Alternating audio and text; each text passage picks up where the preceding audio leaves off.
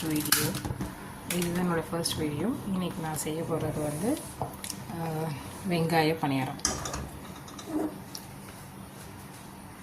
I already prepared the batter for this. இந்த batter என்னென்னு பார்த்தீங்கன்னா ரவை, தேங்காய் பால். ரவையை வந்து தேங்காய் பாலில் ஊற வச்சிடணும். ஊற வச்ச ரவை வந்து ஆல்மோஸ்ட் ஒரு 4லேருந்து 5 மணி நேரம் ஊற வைங்க. ஊற வச்ச பிறகு அதில் வாழைப்பழமும், எந்த மாதிரியான வாழைப்பழம்னாலும் பரவாயில்ல, வாழைப்பழமும் 200 கிராம் சர்க்கரையும், அதை ரெண்டத்தையும் நல்லா மிக்சியில் அரைச்சிட்டு இந்த ஊற வச்சுருக்க ரவையோடு சேர்த்து கலந்து எண்ணெய் ஊற்றி வானலில் சூடு பண்ண பிறகு ஒன்று ஒன்று போட்டு எடுக்க போகிறேன். எண்ணெய் ஊற்றிருக்கேன். எண்ணெய் சூடாகிற வரையும் வெயிட் பண்ணணும்.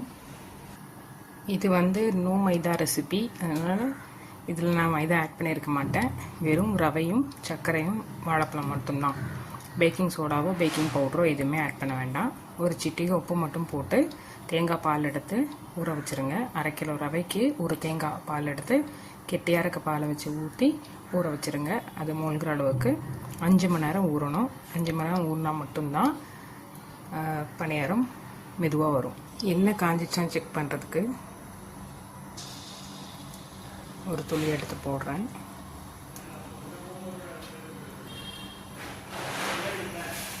மேலேருந்து ஒன்றும் மிதந்து வரல. மேலே மிதந்து வந்துட்டால் எண்ணெய் காஞ்சிருச்சுன்னு அர்த்தம். பாருங்க, மேலே மிதந்து வந்துடுது. வந்துட்டால் எண்ணெய் காஞ்சிருச்சுன்னு அர்த்தம். இப்போ இதே மாதிரி சின்ன சின்னதாக நம்ம கையில் எடுத்து போடலாம்.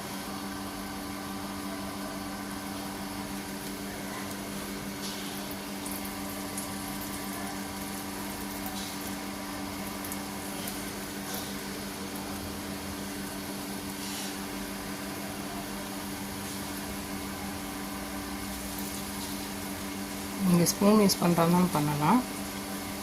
ஆனால் ஸ்பூனில் உங்களுக்கு அந்த அளவு சரியாக வராது. கையில் எடுத்து போடும்போது அழகாக சின்ன சின்ன பணியாரம் வெங்காயம் மாதிரி வரும். ஷேப் பார்க்குறதுக்கு வெங்காயம் மாதிரி இருக்கனால இதுக்கு வெங்காய பணியாரம் பேர்.